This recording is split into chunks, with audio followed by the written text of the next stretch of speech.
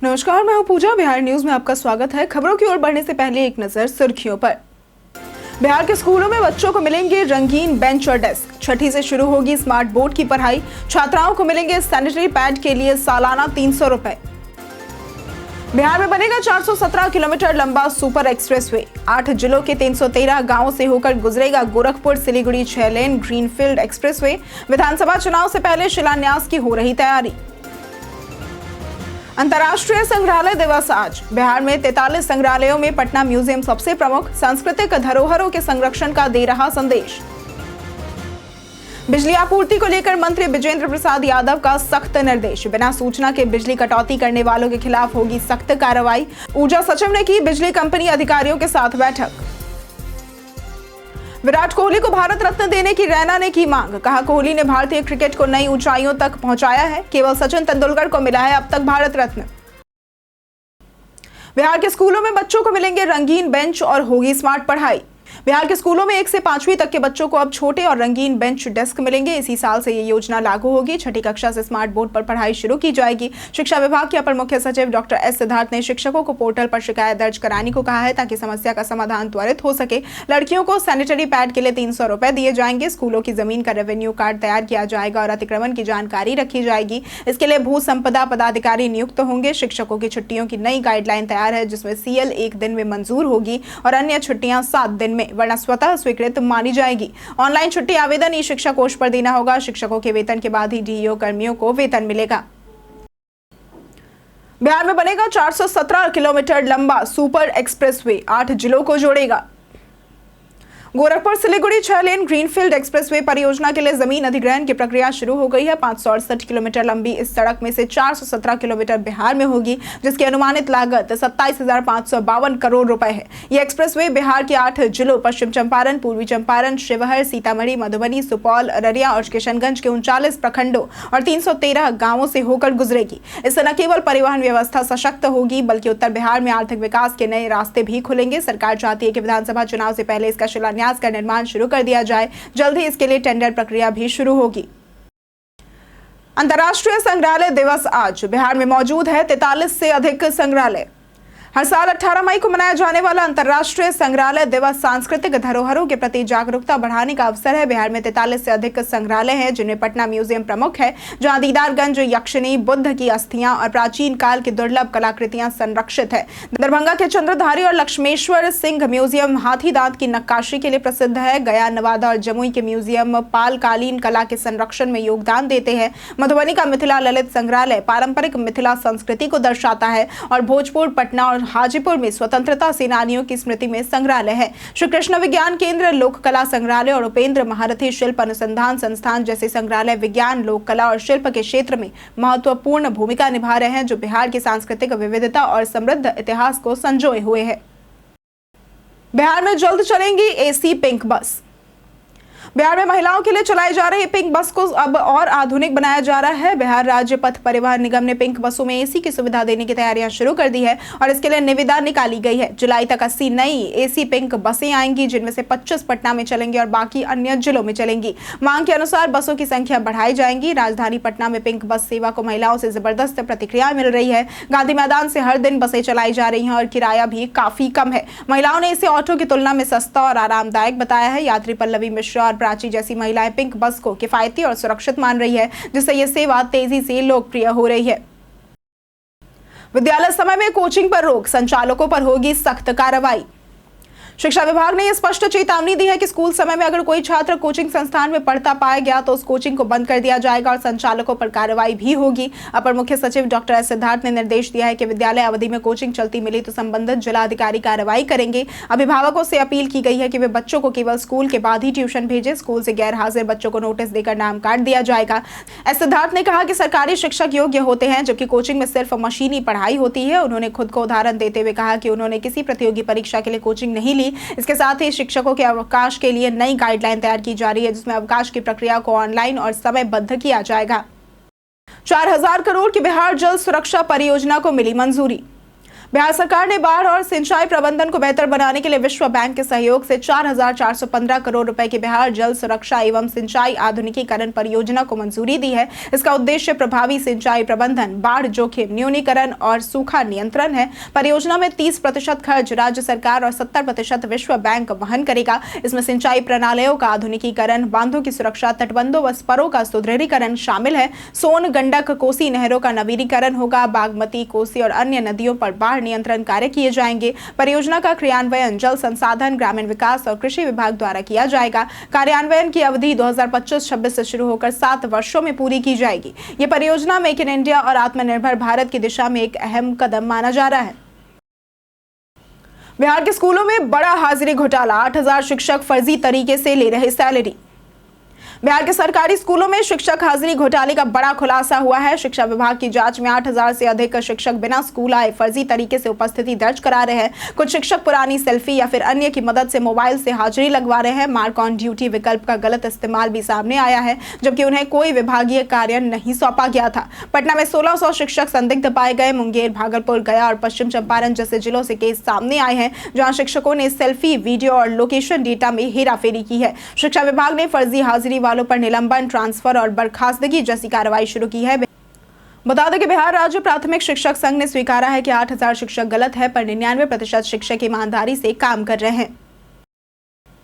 Marhaura locomotive plant से Africa जाएगा पहला इंजन निर्यात। बिहार के उद्योग मंत्री नीतीश मिश्रा ने बताया कि मढ़ौरा स्थित WLPL मढ़ौरा लोकोमोटिव प्लांट से 26 मई को इंजन के नामकरण का कार्यक्रम होगा। ये संयंत्र अमेरिकी कंपनी वेबटेक और भारत सरकार के रेल मंत्रालय का संयुक्त उपक्रम है, जो अफ्रीका के गिनी के सिमांडो प्रोजेक्ट के लिए 4500 HP लोकोमोटिव की सबसे बड़ी निर्यात खेप तैयार कर रहा है। ये खेप जून के अंत में रवाना होगी। मंत्री ने इसे मेक इन इंडिया और मेक फॉर द वर्ल्ड पहल के तहत आत्मनिर्भर भारत की बड़ी उपलब्धि बताई है। उन्होंने कहा कि यह परियोजना बिहार को वैश्विक विनिर्माण मानचित्र पर अग्रणी स्थान दिलाएगी। वेबटेक के दक्षिण एशिया और दक्षिण पूर्व एशिया के प्रबंध निदेशक संदीप सेलोट ने इस प्रोजेक्ट की सफलता पर चर्चा की है। यह कदम बिहार की आर्थिक प्रगति और विश्व बाजार में प्रतिस्पर्धा को मजबूत करेगा। गर्मी छुट्टियों में बिहार गुजरात के बीच चलेगी स्पेशल ट्रेन।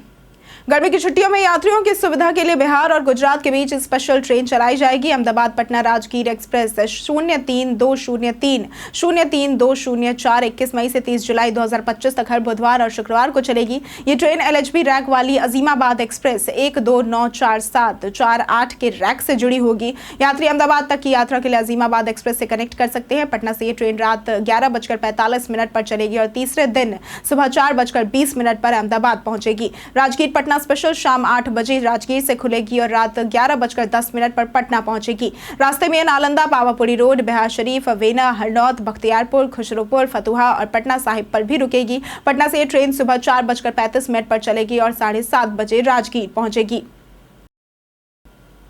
CBSE में शामिल होगा सहकारिता का अध्याय, युवा समझेंगे समूह का महत्व। स्कूलों में सहकारी भावना विकसित करने के लिए सामाजिक विज्ञान के सिलेबस में सहकारिता का एक नया अध्याय शामिल किया जाएगा। CBSE के 8वीं से 12वीं कक्षा तक के छात्रों को यह विषय पढ़ाया जाएगा। राष्ट्रीय सहकारी प्रशिक्षण परिषद की टीम ने यह सिलेबस तैयार कर लिया है, जिसे केंद्रीय सहकारिता मंत्रालय की मंजूरी के बाद शिक्षा मंत्रालय को भेजा जाएगा। इस पाठ्यक्रम में समूह में रहने, जीविका उपार्जन के तरीकों और सहकारी समितियों के लाभों को समझाया जाएगा। छात्रों को ग्रामीण अर्थव्यवस्था में सहकारी समितियां जैसे कि पैक्स, मत्स्य पालन, मधुमक्खी पालन, डेयरी आदि के महत्व के बारे में भी जानकारियां दी जाएंगी। इसके साथ ही शहरों में सामूहिक जीवन और कृषि भूमि के छोटे होने की समस्या से निपटने के लिए सामूहिक खेती के फायदों को भी पढ़ाया जाएगा। इससे बच्चे भविष्य में किसानों को बेहतर मूल्य दिलाने में मदद कर सकेंगे। फतुहा में 780 लीटर अवैध शराब जब्त। फतुहा के सोनारा टोला में उत्पाद एवं मद्य निषेध विभाग की टीम ने शनिवार को 780 लीटर शराब जब्त की है। 3 दिन पहले स्थानीय लोगों ने शराब भंडारण की सूचना दी थी। मद्य निषेध विभाग के निरीक्षक मनोज कुमार के नेतृत्व में टीम ने रेकी कर सूचना की पुष्टि की। इसके बाद छापेमारी कर एक मकान से 672 लीटर बियर और 108 लीटर विदेशी शराब बरामद की है। जब्त शराब की अनुमानित कीमत लगभग 3 लाख रुपए है। बरामद बियर बंगाल से और विदेशी शराब गोवा से है। इस कार्रवाई में किसी की गिरफ्तारी नहीं हुई है। विभाग की यह कार्रवाई शराब की अवैध बिक्री रोकने और नियंत्रण बनाए रखने के लिए की गई है। स्थानीय लोगों की सूचना से मद्य निषेध विभाग ने प्रभावी कार्रवाई की है। क्षेत्र में शराब संबंधी अपराधों पर अंकुश लगाया जा सके। राहुल गांधी 27 मई को EBC सम्मेलन में लेंगे हिस्सा। लोकसभा में नेता प्रतिपक्ष राहुल गांधी 27 मई को फिर बिहार दौरे पर आने वाले हैं। ये दौरा खास तौर पर मुख्यमंत्री नीतीश कुमार के गृह क्षेत्र नालंदा में अत्यंत पिछड़ा वर्ग सम्मेलन में भाग लेने के लिए है। कांग्रेस इस सम्मेलन के जरिए ईबीसी समुदाय को साधने की रणनीति बना रही है। राहुल गांधी ने पिछले 5 महीनों में ये छठा बिहार दौरा किया है, जो पार्टी की राज्य में संगठन मजबूत करने की कोशिशों का एक संकेत है। 15 मई को भी वो दरभंगा और पटना आए थे, जहां बिना अनुमति छात्रावास में जाने पर उनके खिलाफ FIR दर्ज हुई थी। इस बार उनका भाषण सामाजिक न्याय, आरक्षण और जातीय जनगणना जैसे मुद्दों पर केंद्रित होगा। कांग्रेस बिहार विधानसभा चुनाव 2025 के लिए ईबीसी वोट बैंक को मजबूत कर भाजपा और जदयू के पारंपरिक मतदाता प्रभावित करना चाहती है। ये दौरे कांग्रेस की राजनीतिक वापसी की तैयारी माने जा रहे हैं। बिजली आपूर्ति को लेकर मंत्री बिजेंद्र प्रसाद यादव का सख्त निर्देश। बिहार में भीषण गर्मी के बीच ऊर्जा मंत्री बिजेंद्र प्रसाद यादव ने अधिकारियों को गुणवत्तापूर्ण और निर्बाध बिजली आपूर्ति सुनिश्चित करने के निर्देश दिए हैं। बिना सूचना के बिजली कटौती करने वालों के खिलाफ सख्त कार्रवाई की बात कही गई है। ऊर्जा सचिव और बिजली कंपनी के CMD पंकज कुमार पाल ने पटना में बिजली आपूर्ति की समीक्षा की और उपभोक्ताओं को सुरक्षित समयबद्ध सेवा देने के लिए आवश्यक कदम उठाने को कहा। बैठक में SBPDCL के MD और पेसू के GM भी शामिल थे। ऊर्जा सचिव ने फ्यूज कॉल सेंटर की भूमिका को सेवा सुधार में अहम बताया। शनिवार को गया में तापमान 41.9 डिग्री सेल्सियस रहा। वहीं रविवार को बिहार में आंधी बारिश की चेतावनी जारी है, जिससे तापमान में 2 से 3 डिग्री की गिरावट हो सकती है। कई जिलों में भारी बारिश की भी संभावना है। तेजस्वी का वक्फ विधेयक पर विरोध, कहा बिहार में लागू नहीं होने देंगे। राजद नेता तेजस्वी यादव ने वक्फ संशोधन विधेयक का कड़ा विरोध करते हुए कहा कि बिहार में उनकी सरकार बनने पर इसे लागू नहीं होने दिया जाएगा। तेजस्वी ने इसे असंवैधानिक और संविधान के अनुच्छेद 26 का उल्लंघन बताया है। तेजस्वी ने भाजपा और RSS पर मुसलमानों, सिख, ईसाई समेत हिंदू समाज को भी निशाना बनाने का आरोप लगाया। उन्होंने कहा कि भाजपा अल्पसंख्यकों के खिलाफ काम कर रही है और जदयू को इसका सहयोगी बताया है। तेजस्वी ने मुख्यमंत्री नीतीश कुमार की चुप्पी पर सवाल उठाया और जदयू के अल्पसंख्यक नेताओं को दबाव में बताया है। उन्होंने चिराग पासवान के बयान की निंदा करते हुए कहा कि वे पीछे से छुरी मारते हैं। राज्यपाल आरिफ मोहम्मद खान के समर्थन के बावजूद राजद अपनी अलग राय रखती है और विधेयक के खिलाफ कोर्ट और सड़क दोनों जगह संघर्ष जारी रखेगी। रैना ने की विराट कोहली को भारत रत्न देने की मांग। भारत रत्न देश का सर्वोच्च नागरिक सम्मान है, जिसे खेल क्षेत्र में अब तक केवल सचिन तेंदुलकर को ही 2014 में मिला है। अपूर्व क्रिकेटर सुरेश रैना ने विराट कोहली को भारत रत्न देने की मांग की है। रैना का कहना है कि कोहली ने भारतीय क्रिकेट को नई ऊंचाइयों तक पहुंचाया और कई ऐतिहासिक जीत भी दिलाई है। 12 मई 2025 को टेस्ट क्रिकेट से संन्यास लेने वाले कोहली ने 14 साल के करियर में 123 टेस्ट में 9,230 रन बनाए हैं, जिसमें 30 शतक और 31 अर्धशतक शामिल है। उनकी कप्तानी में भारत ने 68 में से 40 टेस्ट मैच जीते हैं। रैना का यह मानना है कि कोहली के योगदान को देखते हुए उन्हें भारत रत्न मिलना चाहिए। कोहली ने खेल को पूरी तरह से एंजॉय किया और भारतीय क्रिकेट को एक नई दिशा दी है।